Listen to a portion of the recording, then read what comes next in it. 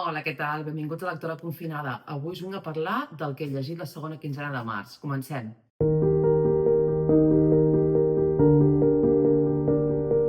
La setmana passada no va haver-hi vídeo, suposo que ja ho heu vist, i és que realment, no sé, anava a dir, no sé què vaig fer, sí que vaig fer, que normalment gravo a principis de setmana o al cap de setmana anterior, però vaig estar fora el cap de setmana anterior, dilluns i dimarts vaig ser fora també, vaig arribar dimarts a la tarda, i dimecres i dijous, bueno, no sé, vaig tenir algun plan improvisat així a la tarda que no esperava, i no me'n recordava que el divendres m'anava directament de la feina a Barcelona a la presentació d'un llibre d'Encantado Bingo, de l'Anna Corujo, i que tornava dissabte ja, que dissabte estava tot el dia fora perquè al vespre hi havia bàsquet, llavors em vaig trobar realment que no vaig tenir temps. Llavors aquesta setmana, bueno, sort dels festius aquests de Setmana Santa, perquè una mica més i em passa el mateix, però bé, sí que tinc aquí, sí que faig vídeo, i sí que tinc aquí els llibres que he llegit aquesta segona quinzena de març, que a més els tinc tots en paper i els tinc tots aquí, que això no passa gaire sovint, perquè de moment encara no n'he deixat cap. No trigaré gaire, perquè crec que n'hi ha més d'un que l'acompanya, que sempre li deixo llibres, li poden agradar, però de moment els tinc aquí.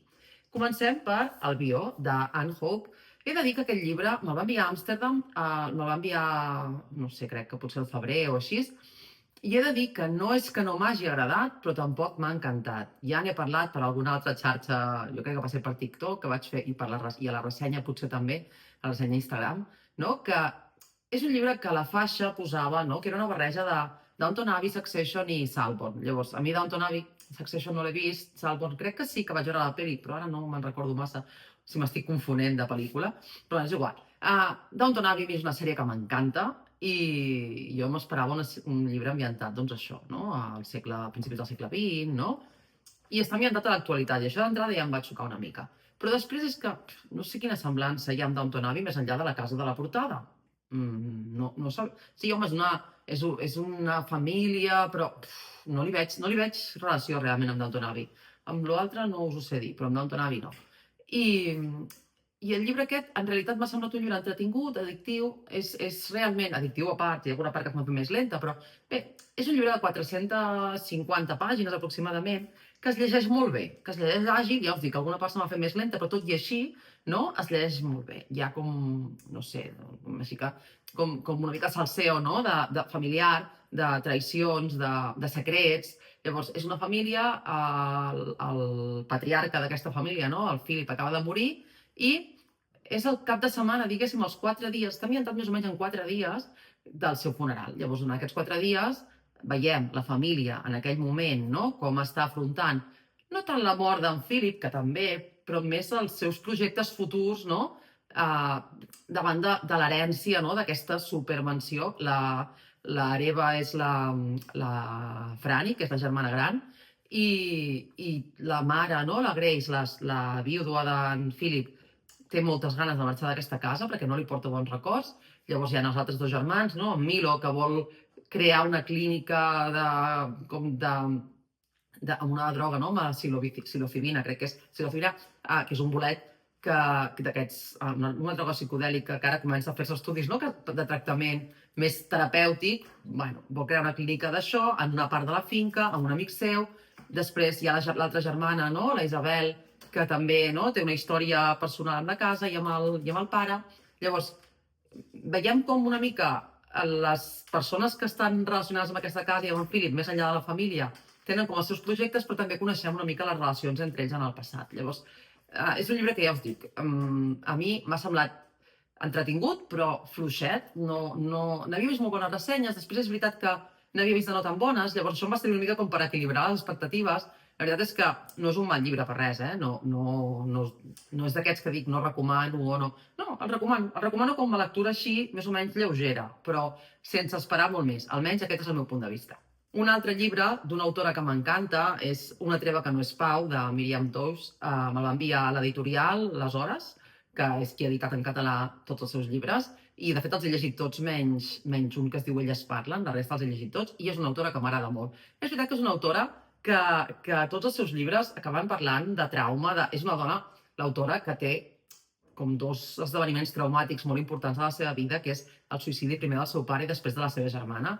De fet, a Les tristes recances parla d'aquesta història amb la germana, tot i que no utilitzen els noms propis, o sigui, no utilitzen els noms de la protagonista i de la germana, o sigui, de de l'autora, perdó, i de la germana, els noms reals, però és la història una mica de la germana, de la seva malaltia mental, no? I del seu desig de deixar de viure. Aquest no és una novel·la, és més aviat un conjunt de reflexions, sense cap ordre una mica, no? Però la resposta de... Li pregunten en un esdeveniment, conviden a l'autora a un esdeveniment i li pregunten per què escriu. I arran d'aquesta pregunta, ella fa una sèrie de reflexions sobre la seva vida, sobre la vida de la seva germana, sobre les històries, com us dic, traumàtiques de la seva vida, i també hi ha una sèrie de cartes, no? Escrites, intercanvi de cartes amb la seva germana Marjorie, i les tenim aquí, no? També, i també reflexionar això, no? Sobre el suïcidi, no? Sobre una sèrie de coses molt interessants. És un llibre que per a mi no és... Jo l'he llegit, és molt curtet, no arriba a les 200 pàgines, crec, 176, curtíssim, però tot i així he de dir que a mi m'ha durat més del que em duraria un llibre d'aquesta longitud, perquè, bueno, l'he llegit com amb molta calma per anar llegint, anar reflexionant. Una capacitat que té l'autora que m'agrada molt és que, dintre la part dramàtica sempre que hi ha a les seves obres, ella té una manera de narrar... És veritat que té una manera de narrar bastant peculiar, vull dir, que no marca els diàlegs, no? Bueno, a mi la primera vegada que vaig llegir em va xocar una mica, després ja està, ja l'he llegit altres vegades, ja està. I després té un punt d'humor, no?, que utilitza de totes les seves novel·les, que de vegades ens està parlant de coses superdures, però tot i així ens està aconseguint treure un somriure o fins i tot riure obertament. Llavors, a mi m'agrada molt aquest to, perquè realment a tots els seus llibres m'hi he trobat, sobretot el de Que no s'apagui la flama, que també, no?, que és una història superdura, però que acabem rient amb algunes escenes, no? I a mi em sembla, no sé, em sembla que és una gran... O sigui, que és una gran habilitat, no?, poder tenir aquest contrast de les seves novel·les. Llavors, jo sempre recomano l'autora, per tant, un cop més, us la recomano una altra vegada. Un altre llibre molt curtet que he llegit, no? Hi ha 3 llibres, aquest i els 2 que venen, que els vaig llegir aquest cap de setmana que dic que vaig estar fora, que vaig estar fora 3 dies allà en un hotel de relax a la Costa Brava davant del mar. Vaig aprofitar per llegir bastant i realment vaig llegir 3 llibres, però 3 llibres molt curts, vull dir que tampoc no us penseu que em vaig passar tot el dia llegint, perquè també vaig aprofitar per caminar, no?, per passejar per allà a la zona aquella dels camins de ronda i així. Llavors, és veritat que les estones que vaig estar a l'hotel o que vaig estar al restaurant menjant o així, vaig aprofitar per llegir una mica, i un dels llibres va ser aquest, Estupor i tremolors, no? Jo ho tinc en castellà, Estupor i temblores, d'Amélie Nothomb. Jo no havia llegit a l'autora i he de dir que quan el vaig comprar fa poc, el mes passat, a la llibreria No Llegiu del Clot, un dia que plovia molt, a més, que va ser com el típic dia que vaig aprofitar un moment, que estava a casa de la meva germana, amb el meu nebot, i vaig aprofitar un moment d'aquests per sortir jo sola en un moment que va parar de ploure, perquè plovia moltíssim, i vaig aprofitar per anar, no?, i passejar una estona, i vaig aprofitar que hi ha la llibreria aquesta a prop, i vaig dir, vaig a veure la que no he anat mai, no? I evidentment jo no puc entrar a una llibreria sense comprar-me, anava a dir un llibre, però els que em coneixeu sabeu que em costa entrar a una llibreria sense comprar mínim 2 llibres. Ja, els que em coneixeu sabeu que és així. Amélie Nothomb és una autora que em cridava molt l'atenció des de feia molt de temps, i quan vaig agafar aquest llibre, el llibreter em va dir: ostres, molt bona elecció si no has llegit l'autora, perquè realment és com molt bona porta d'entrada. I he de dir que ha sigut així. És un llibre que m'ha divertit, que m'ha entretingut, que el vaig llegir en una estona, perquè realment és molt curtet, crec que són 130 pàgines, 140 pàgines, 140 pàgines, però no com el de la Míriam Tous que us deia abans, no? És res a veure. I és un llibre que té com molta càrrega autobiogràfica, que l'autora ens parla de l'experiència, no? Amb 22 anys, l'autora, el seu pare, quan ella era petita, era ambaixador de Bèlgica, llavors havien viscut com a diferents llocs, en aquest cas d'Àsia, no? Japó, Xina, a d'altres llocs també, però Japó, Xina i algun altre lloc que ara no recordo. I ella de petita, de fet, va viure a Japó. Llavors, amb 22 anys, és com que torna a Japó a treballar en una gran companyia i es troba una mica amb el xoc cultural, tant a nivell... Bueno, ella aquí només parla a nivell d'empresa, no, a nivell de vida, no ho sé, a nivell d'empresa.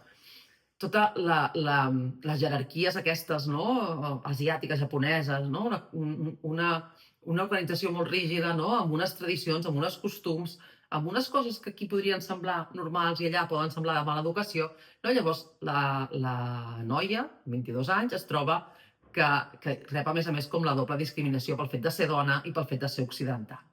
Llavors ens trobem en situacions com molt ridícules, com molt absurdes, no? Com una persona que entra a aquesta empresa sense saber massa quin càrrec tindrà i com es va transformant el càrrec com la van castigant d'alguna manera, no? Fins que acaba fent-se càrrec dels lavabos. Vull dir, el paper, de canviar el paper higiènic i el paper de mans, no?, dels lavabos. Llavors, al final està narrant situacions com bastant dures, perquè dius, ostres, no? Estàs allà i estàs patint com una sèrie de discriminacions, però ho fa amb un to molt divertit i molt àgil, que a mi, en alguns moments, realment m'ha fet riure. Llavors, és un llibre per llegir-lo, com us dic, en una estoneta. Jo sé que l'autora té llibres que són més complicats, llavors, no ho sé, tinc ganes de seguir-la llegint, i si heu llegit l'autora i coneixeu i sabeu algun llibre que em pugui agradar, o bueno, encara que sigui molt diferent aquest, no? Però que penseu que hagi de seguir per un altre llibre en concret, digueu-m'ho, perquè tinc moltes ganes de seguir-la llegint.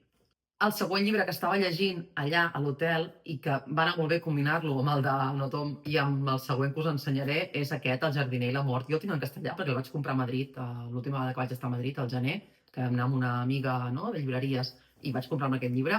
Sé que està en català per Periscopi, ja us posaré la imatge per aquí. He de dir que ja sabia que aquest llibre m'agradaria i que ja sabia que aquest llibre seria molt dur de llegir i realment ha complert les dues coses. Ara estava pensant, aquest llibre li he donat 5 estrelles, no us ho he dit, crec que he tingut molt bon mes de març a nivell de lectures, he tingut dels 3 primers mesos de l'any, les millors lectures n'hi ha hagut a gener i a febrer, però realment la major part de bones lectures que he tingut les he tingut al març, i la setmana que ve us faré el vídeo amb les millors lectures del primer trimestre. Llavors, no m'extendré massa amb aquest, perquè estava pensant, no, anava a dir, és l'únic de 5 estrelles, no, n'hi ha un altre d'aquesta quinzena, perquè us en tornaré a parlar la setmana que ve. Però he de dir que és un llibre molt dur, és un llibre que l'autor ens explica la mort del seu pare, com aquest pare, no?, aquest pare amb el qui té aquesta relació, amb el qui té aquest vincle, li diagnostiquen una malaltia terminal, no?, un càncer terminal, i va narrant una mica el deteriorament, la decadència i quasi l'agonia, no?, d'aquest pare.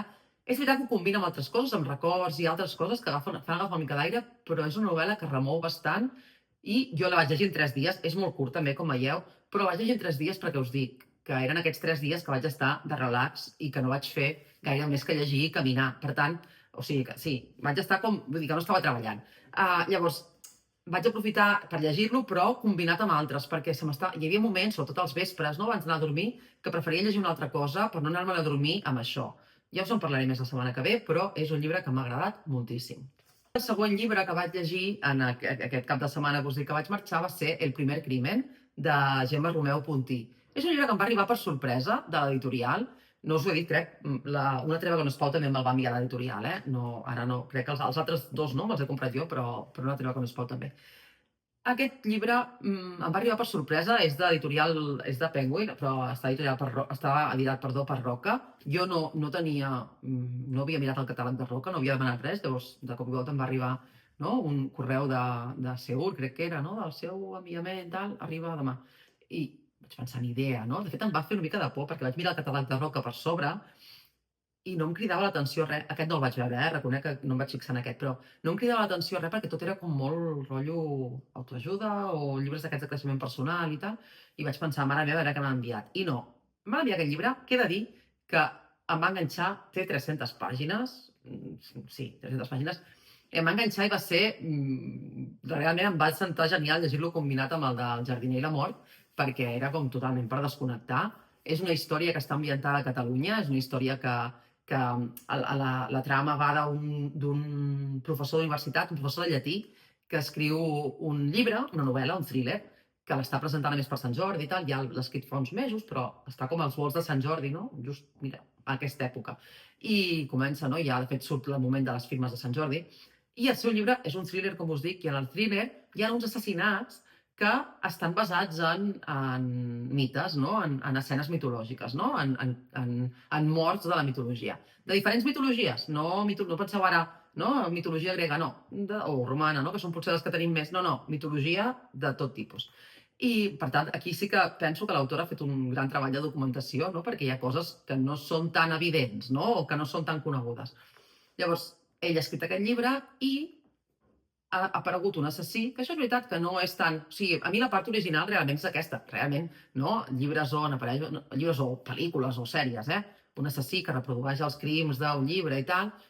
Bueno, està bé com a idea, però realment jo penso que la manera com la desenvolupa l'autora és molt original. I llavors això, no? És com un assassí que està recreant aquests crims i la investigació és qui és aquest assassí i per què ha triat en aquest aquest llibre, diguéssim, no? Per reproduir-ne els crims, no? Amb quina finalitat. Llavors, bé, no us diré res més perquè és un thriller, perquè penso que qualsevol cosa que pugui dir seria spoiler, però és d'aquests thrillers que acabem sospitant una mica de tothom. Llavors, molt recomanable, sobretot si busqueu alguna àgil per desconnectar i si us agraden els thrillers, molt recomanable. I per últim, un altre 5 estrelles d'aquest mes, un llibre que m'ha agradat molt, que també el va enviar a l'editorial, que es va publicar l'1 d'abril, jo el vaig rebre parelles setmanes abans, més o menys, i vaig fer-ne la ressenya a finals de març. Es diu Cruz Torcida, de Sally Carson, i és un llibre que es va publicar el 1934 i que havia quedat oblidat allà sense massa... no sé, és que em va sorprendre, perquè de cop i volta el vaig buscar a Goodreads i vaig trobar una altra edició, que no era aquesta, que de fet es diu La Cruz Torcida i està editat no per Alianza, sinó per Perifèrica, i vaig pensar, bueno, deu ser l'edició anterior. I no, és que han sortit les dues a la vegada. Jo encara m'està patant el cap, no ho sé. Suposo que no deu ser una cosa tan estranya quan és un llibre que potser els drets ja no són de fa... Clar, és un llibre de fa quasi 100 anys, no? De fa 92 anys? Ho estic dient bé? Bueno, no ho sé, ara sí, 92. Llavors, és una història que està ambientada... O sigui, és una història que l'autora és una noia jove que va morir al cap de pocs anys de càncer de mama. I jo crec que és això, és com que va passar... Clar, estic pensant, va estar escrita el 34 i l'autora va morir el 40 o el 41, llavors realment no havia ni acabat la Segona Guerra Mundial. Suposo que devia quedar allà com bastant abandonat, perquè clar, toca temes, bueno, com molt, segurament, que no devia ser massa ben vista en aquella època. Tampoc és que critiqui res en concret, però sí que mostra una societat... És un llibre que està... que és la trama passa durant 6 mesos només. I són 6 mesos a l'any 33, vull dir, l'autora ho va escriure mentre estava passant, mentre encara no havia començat la Segona Guerra Mundial, i jo crec que va tenir, bueno, jo crec, i de fet és una mica no, el que es destaca d'aquesta novel·la, que va tenir com molta visió del que estava passant i del que passaria. Llavors, bueno, així, resumint, us en parlaré una altra vegada la setmana que ve, però el que fa és reflexar d'alguna manera com evoluciona la societat alemanya en 6 mesos, no? Quan Hitler puja al poder, quan el nazisme comença a tenir rellevància i quan comencen a perseguir-se els comunistes i els jueus.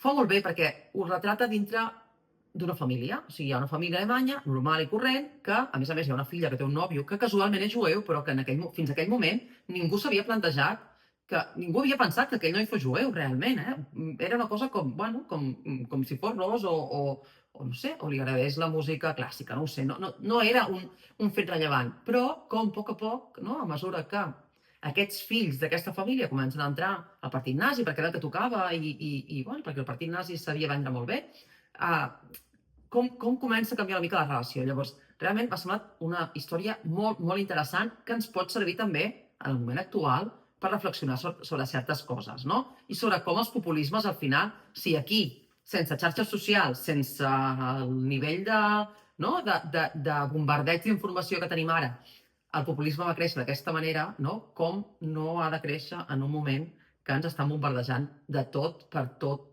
arreu. Llavors, bé, us en torno a parlar la setmana que ve, però és un llibre molt recomanable. I fins aquí les meves lectures de la segona quinzena de març. Com veieu, han sigut unes quantes, però també us dic que vaig estar 3 dies allà i que em veieu, la majoria són curtetes. Abril, de moment, també està començant molt bé, ja us ho explicaré d'aquí un parell de setmanes, i, com us dic, la setmana que ve us faré el resum de les millors lectures del primer trimestre de l'any i ja vindré aviat amb recomanacions per Sant Jordi, tot i que, en realitat, qualsevol dels llibres dels que us parli la setmana que ve pot servir com a recomanació per Sant Jordi. Ens veiem la setmana que ve en el proper vídeo.